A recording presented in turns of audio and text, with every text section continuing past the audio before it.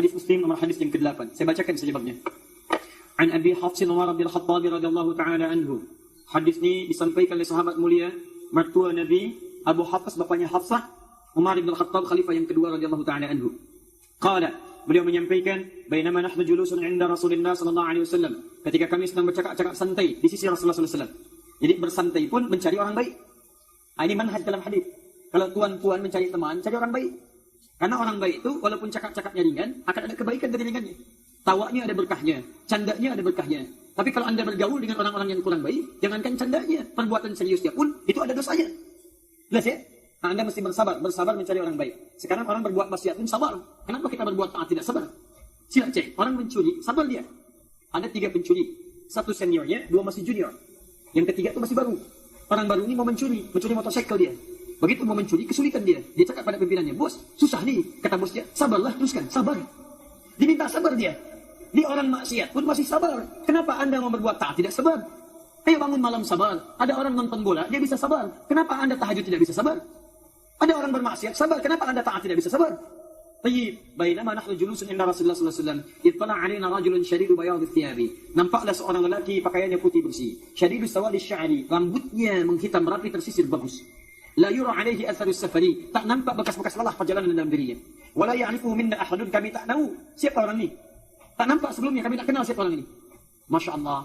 Fajalasa ila Nabi sallallahu alaihi wasallam. Tiba-tiba orang itu datang, duduk langsung di depan Nabi sallallahu alaihi wasallam. Fa'asnada rukbatayhi ila rukbatayhi, menyandarkan lututnya bertemu dengan lutut Nabi. Wa wada'a kaffayhi ala fakhidayhi, meletakkan tangannya telapaknya di paha Nabi sallallahu alaihi wasallam. Faqala, lantas dia bertanya, inilah inti akhir dari bahasan kuliah kita malam ini. Ya Muhammadun sallallahu alaihi wasallam, akhbirni 'anil Islam. Ya Muhammad, sampaikan kepadaku apa itu dasar Islam. Faqala Rasulullah sallallahu alaihi wasallam, maka menjawab Nabi sallallahu alaihi wasallam, al-Islam an tashhadu an la ilaha illallah wa anna Muhammadar Rasulullah wa tuqima as-salah wa tu'ti az-zakah wa tasuma Ramadan wa tahajja al-baita in istata'ta ilaihi sabila. Qala sadaqta, kamu benar. Dijawab 5 pernyataan oleh Nabi, dia cakap kamu benar. Kata Umar, Masya Allah. Fa nu'jibu yas'alu fa yusaddiquh. Istaghrabna ista'jabna, kami ini heran sangat. Dia bertanya, dia membenarkan siapa orang ini. Tayyib. Faqala, dia bertanya lagi, akhbirni 'anil iman. Sampaikan padaku tentang iman. Kata Nabi, al-imanu an tu'mina billah wa malaikatihi wa kutubihi wa rusulihi wal yawmil akhir wa tu'mina bil qadari khairi wa syarrihi. Qala sadaqta, kamu benar. 3, akhbirni anil ihsan. Sampaikan padaku apa itu ihsan. Kata Nabi, al-ihsanu an ta'budallaha ka'annaka tarah fa in lam takun tarahu fa innahu yarak. Qala sadaqta, kamu benar. 4, ini inti dari akhir kuliah kita.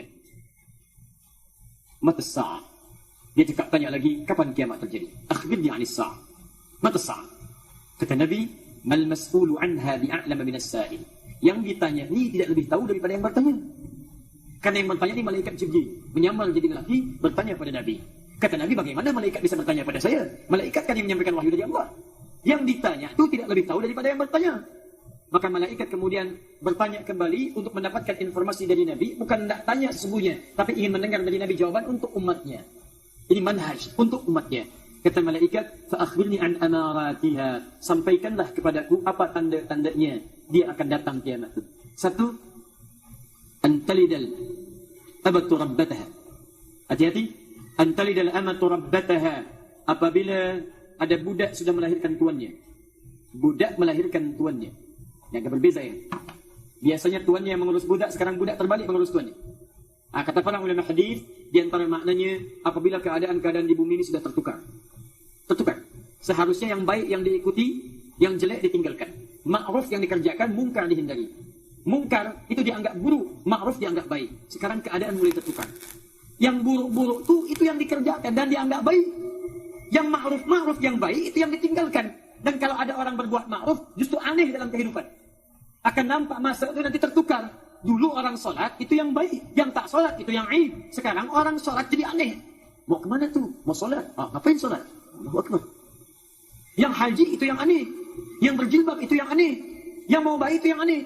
Jadi akan nampak masa, kata Nabi, saat semua itu tertukar. Yang baik-baik dianggap buruk, yang buruk-buruk dianggap baik.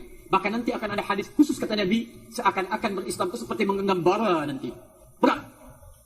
Pernah menggenggam bara di tangan? Berat tuh. Berat sangat. Sampai-sampai kita butuh banyak kekuatan untuk menggenggam itu.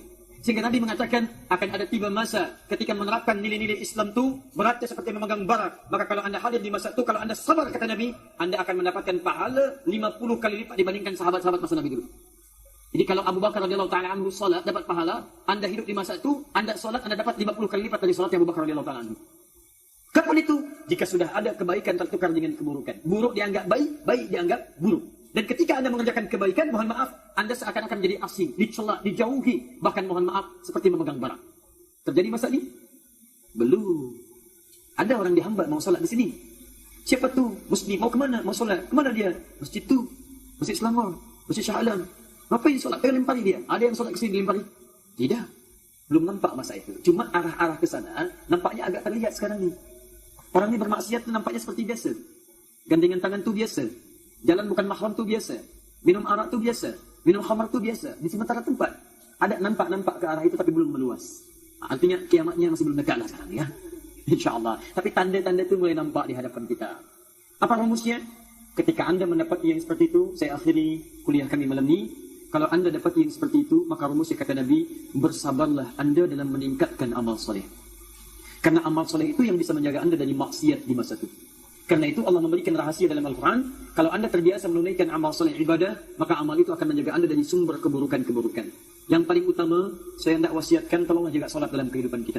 Karena solat itu ibadah yang paling penting, menjaga kita dari maksiat dan menjadi amal pertama yang dihisab oleh Allah untuk mengantarkan kita ke surga.